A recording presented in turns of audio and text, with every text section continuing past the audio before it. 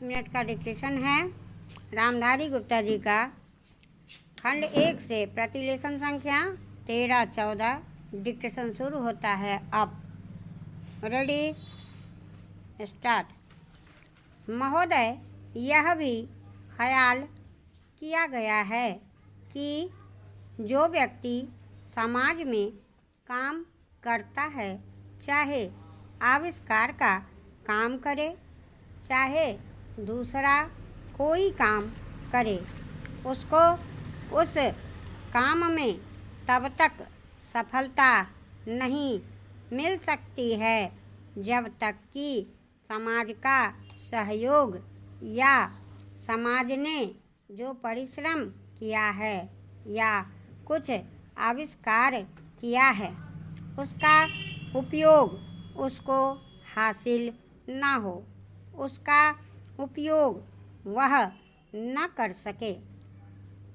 इसलिए जब भी कोई व्यक्ति किसी वस्तु का आविष्कार करता है तो आविष्कार करने में न केवल उसका अपना परिश्रम रहता है, लेकिन साथ ही साथ समाज ने जो काम किया होता है, चाहे विज्ञान के क्षेत्र में या टेक्नोलॉजी के क्षेत्र में या किसी अन्य क्षेत्र में, उस सब से भी वह लाभान्वित होता है। इसलिए जब हम किसी आविष्कार के अधिकार की रक्षा करना चाहते हैं तो उसके साथ साथ यह भी ख्याल हमारे दिमाग में आता है, जिस व्यक्ति ने समाज की सहायता से आविष्कार किया है उस समाज को भी उसका फल अधिक से अधिक मिलना चाहिए। माननीय मंत्री जी ने भी कहा है कि पेटेंट लॉ इस सिद्धांत पर आधारित होना चाहिए। मैं समझता हूँ कि पेटेंट लॉ के पीछे 2 सिद्धांत निश्चित हैं। पहला सिद्धांत तो यह है कि जो व्यक्ति परिश्रम करके धन लगाकर, अपना दिमाग लगाकर के किसी वस्तु का आविष्कार करता है, उसके तथा अपने परिवार के लोगों के अधिकारों की जहाँ रक्षा होनी चाहिए, उसके साथ ही साथ जैसा मैंने अभी कहा है, कोई व्यक्ति समाज में खाली में काम नहीं करता है, वरन पिछले समाज के लोगों ने जो जो काम किए होते हैं, चाहे विज्ञान के क्षेत्र में या टेक्नोलॉजी के क्षेत्र में या किसी अन्य क्षेत्र में, और जिनके आधार पर वह कोई आविष्कार करता है, उसको उसका प्रतिफल तो मिले, लेकिन जो परिणाम हो उसका प्रतिफल समाज को भी मिलना चाहिए। मंत्री महोदय ने कहा है कि जो यह सिद्धांत है वह भी इस विधेयक के पीछे स्थापित किया गया है और इस बात का ख्याल रखा गया है कि जहां हम किसी व्यक्ति के आविष्कार के जो अधिकार हैं, चाहे धन के उपार्जन का अधिकार हो या प्रतिष्ठा प्राप्त करने का अधिकार हो, उसे प्रतिष्ठा का और चाहे धन का, दोनों का लाभ व्यक्ति विशेष को भी मिले। महोदय, देश में जो उद्योग धंधा चल रहा है, यह देश की उन्नति करने का, देश में समृद्धि लाने का जो वैज्ञानिक या टेक्नोलॉजिकल आविष्कार हो रहा है उसमें भी उसका उपयोग पूरा हो।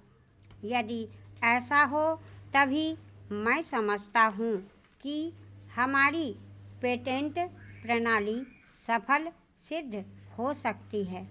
यह सवाल उठ सकता है कि किसी हद तक व्यक्ति के अधिकार की रक्षा की जाए और किस हद तक उसके अधिकार का हनन किया जाए ताकि समाज का अधिक से अधिक लाभ हो, समाज उसका अधिक से अधिक उपयोग कर सके। एक दृष्टिकोण जो इसके पीछे है, हमें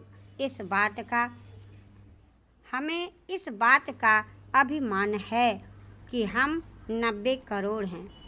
हमारी कई जातियां, कई धर्म, कई भाषाएं और कई प्रकार के रीति रिवाज हैं।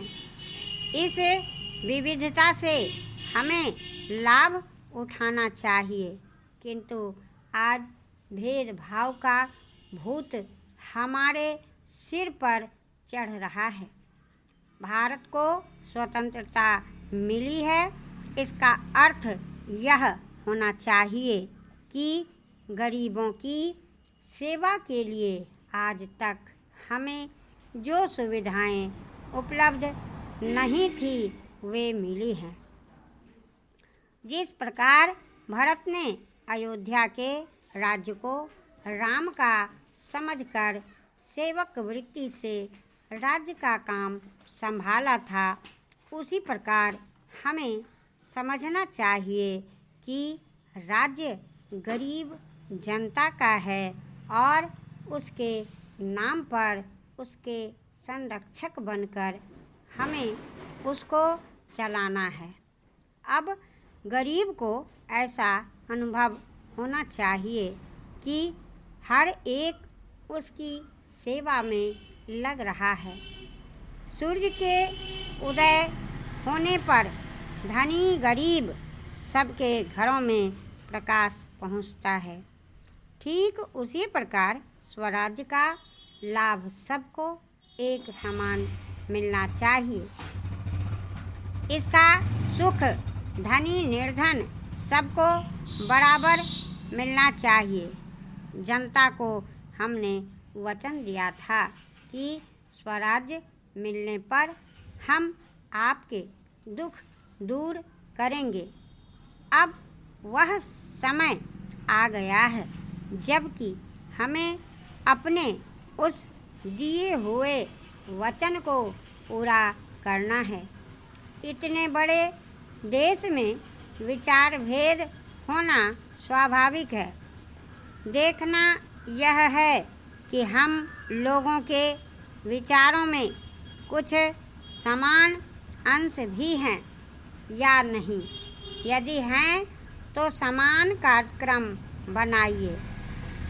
इस प्रकार कार्य करने से हमारे भेदभाव कम होते होते एक दिन मिट जाएंगे और अच्छी बातों का अपने आप विचार होने लगेगा। अगर उसी प्रकार भेद कायम करने की कोशिश की गई तो लोग सत्ता के पीछे पड़ जाएंगे और स्वराज्य प्राप्त होने पर भी उसका आनंद हम लोगों को नहीं मिल सकेगा। एक और भी बड़ी आवश्यक बात है, हम में हर एक को खाने के लिए भोजन और पहनने के लिए कपड़े की ज़रूरत है। हम जानते हैं कि हमारे देश में इनकी कमी है। अध्यक्ष जी, किसी भी देश की विदेश नीति अपने में कोई स्वतंत्र नीति नहीं होती है, वरन वह किसी देश की आंतरिक नीति को स्पष्ट करती है। उदाहरण के लिए हम अमेरिका को ले सकते हैं। उसने अपने यहाँ अधिक अन्न पैदा किया और जब उसके पास अनाज फालतू बच गया